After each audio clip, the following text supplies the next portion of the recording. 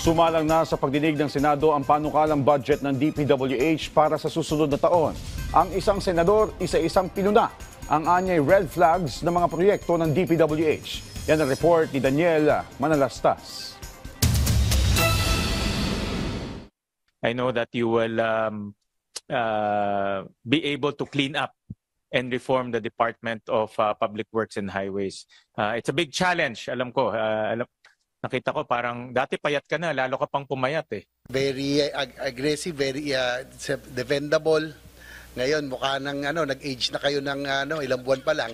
Sabog-sabog na, no? Pero I understand the challenges that you are facing right now. Sa harap ng tindi ng mga alegasyon ng korupsyon at problemang kinahaharap ng DPWH, yan ang pabirong hirit ng mga senador kay Secretary Vince Dizon nang humarap sa budget hearing sa Senado. Pero sa pagtatanong ni Senate Committee on Finance Chairperson Sherwin Gatchalian, isa-isa niyang pinuna ang anyay red flags ng mga proyekto sa DPWH. Bagay na nais ding masolusyonan ni Secretary Dizon na kakaupo pa lamang sa kagawaran. Ito yung tinatawag ko before mga red flags. No? Hindi ko sinasabi na ito ay mayroong katiwalian. Katulad na lang ng mga kalsada na wala raw station number, duplicated projects, mga proyektong patse-patse o multiple phases, at pati na ang reappearing projects. Kung susuma ho natin lahat itong red flag 1 to 4, aabot ho yan ng 271 billion pesos. To give credit, nalinis na, pero meron pa rin ho natitira ng mga red flags. Walang station number. Kailangan po i-validate. Unang-una, kailangan i-validate ito. Kailangan malagyan ng station number para malaman natin unang-una yung basic. Sa duplicates po, uulitin ko po, tanggalin na po natin yung 40 natitirang yan. Yung pong red flag number 4, ang akin pong inutos dyan, nung yan po ay nilinis, na dapat kung completed na ang proyekto, dapat wala ng pondo yan. Pero ang sinasabi po sa akin ngayon is baka po yung project na nandyan kaya siya nagre-recur kasi hindi pa siya kumpleto. At sa harap ngayon ng kontrobersiya sa flood control, may tiniyak si Secretary Dizon sa mga senador. Nag-utos po ang ating mahal na Pangulo na tanggalin lahat ng locally funded flood control for 2026. At ang kadahilanan po noon ay habang hindi pa natin na ilalagay yung mga kailangang reforma na magsisigurado na hindi na mauulit, sabi niya, tanggalin muna.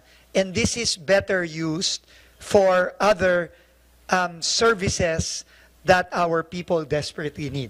Si Senador J.V. Ejercito may mungkahi naman kung saan pwedeng dalhin ang pondo na para sana sa flood control.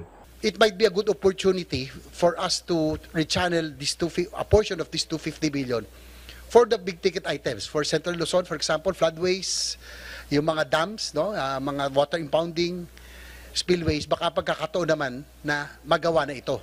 Binusisi naman ni Senator Loren Legarda ang formula na ginagamit ng DPWH para sa pagbuo ng budget. May napansin kasi ang senadora. Kasi may isang probinsya, ayoko naman banggitin, no? Kilala ko rin yung Kong. Ang liit-liit ng probinsya, ang liit-liit po. Ang laki ng budget.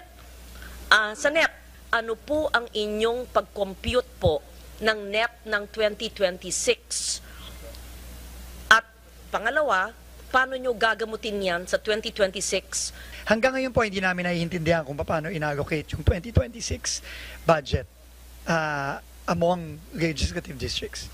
There is this formula supposedly, which parametric formula. But moving forward for 2027, we are going to completely scrap that formula of the former DPWH officials. Dapat baguhin po natin yung sistema na kung sino ang malapit sa kusina, siya po ang malaki.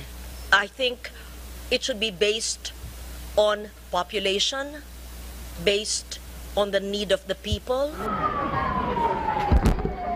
Tiyempo naman na budget ng DPWH ang nakasalang sa komite nang magsagawa sa Senado ng fire and earthquake drill kung saan pinaghahandaan ang posibleng pagtama ng The Big One. Daniel Manalastas para sa Pambansang TV sa Bagong Pilipinas.